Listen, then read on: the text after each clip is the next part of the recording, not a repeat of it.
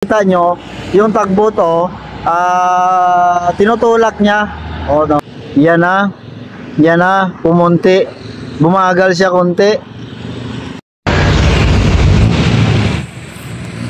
Yan guys, mega loud shoutout. Nandito tayo sa MacArthur Bridge. Yan po. Ngayon, dito nakikita natin, maliban sa magandang pasyalan na yan, makikita natin na papunta na dito ang barge at hinahatak ito ng 4 na tugboat. So nung nakaraan kasi may kaso dito na yung barge ay bumangga sa poste ng Jones Bridge. So ngayon yun yung abangan natin na baka maulit muli, parang kanta ano, para baka maulit muli yung aksidente na nabangga or sumayad ba o ano bang term yun? Sumayad ang kanyang gilid no sa poste ng MacArthur Bridge. Kasi alam nyo, sa maliban sa 3 tulay, Binondo Bridge, Jones Bridge, Quezon, 4, sabihin natin 4 na tulay na yan, ang MacArthur Bridge ang pinakamababa. So yan ang nakikita ko na rason na nahirapan sila mag-maniobra dito. Tingnan natin, abangan natin kung ano ang mangyari dito, no?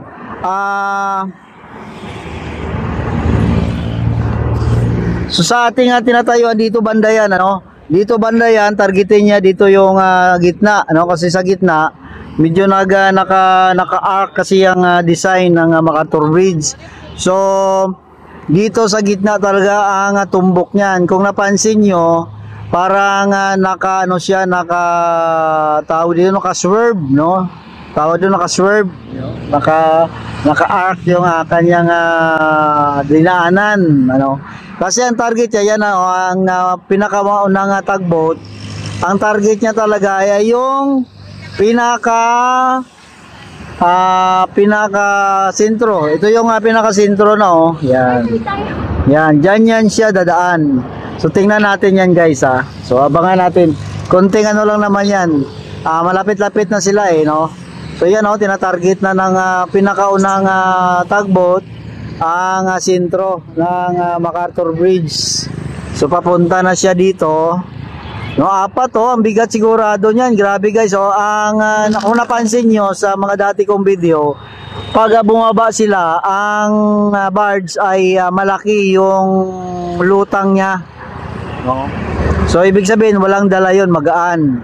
Pero ngayon tingnan nyo, talagang lubog na lubog siya. So ibig sabihin mabigat yung dala niya. Tingnan natin guys.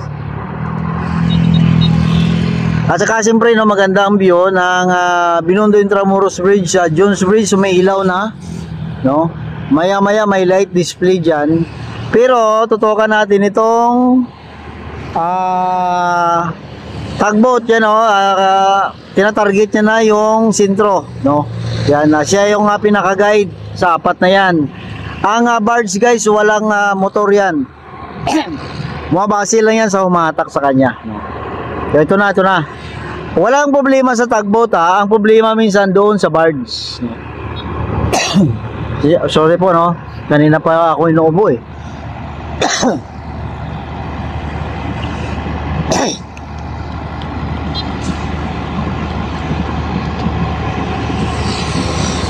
So nakalusot na yung pinakauna na tugboat. So nakalusot na yung una. Yung pangalawa approaching na,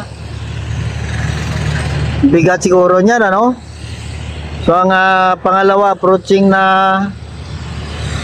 yan. So 4 grabe. So palusot na yung pangalawa na tugboat. Grabing bigat niya kasi grabe yung trabaho ng motor nila. Narinig ko pa dito yung trabaho talaga ng motor. Ayan. So nakalusot na yung pangalawa. Yung pangatlo na lang, approaching na yung pangatlo. So excited na ako makita, So So yung pangatlo, yan na, papasok na rin. Oh, excited na ako sa mangyari sa parts na yan. Baka sumayad naman ulit. Ang pangatlo, papasok na. Yan, pumasok na siya. Yan, pumasok na ang pangatlo. Walang problema sa tugboat. Ang problema minsan doon sa barge, ano. So, pumasok na ang pangatlo, pangapat. Ito na, parang lumihis na siya. No, ito yung pinaka-problema minsan sa pang-apat, ano. Actually minsan dalawa, tatlo lang. Ngayon lang ako nakakita na apat ang humatak sa kanya. Yan.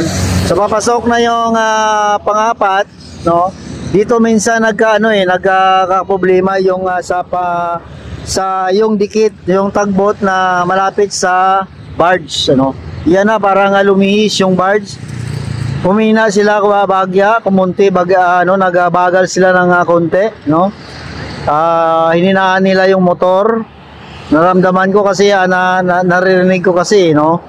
So, yung barge yan, mukhang okay, no? So far, so good naman.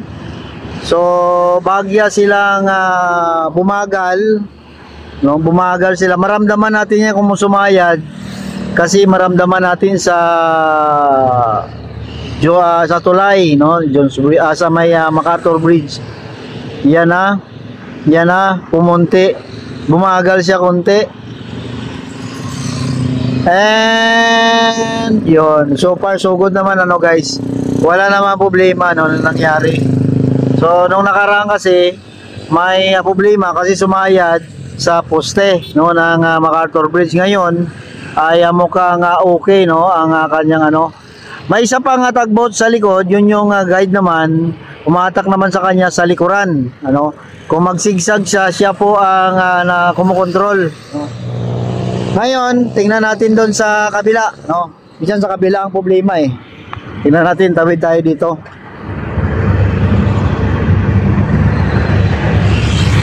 So iniwasan nila dito ang poste ng LRT, no? Poste ng LRT, iniwasan nila dito. So, ngayon pa dumami na sasakyan.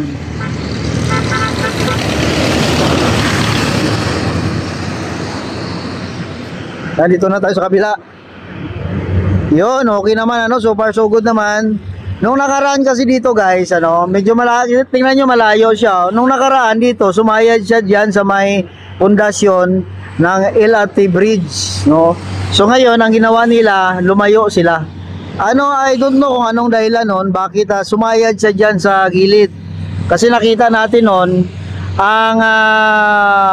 kung nakita nyo may mga gulong sa gilid, nahawi yung gulong. So sumayad siya sa gilid. So ngayon, perfect, medyo malayo siya, no, sa pundasyon ng LRT bridge. So perfect, So far so good naman.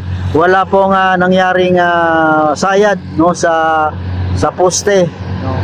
So ito lang yung problema kasi ang MacArthur Bridge. Kasi ang MacArthur Bridge baba, no, ang tulay na ito, no.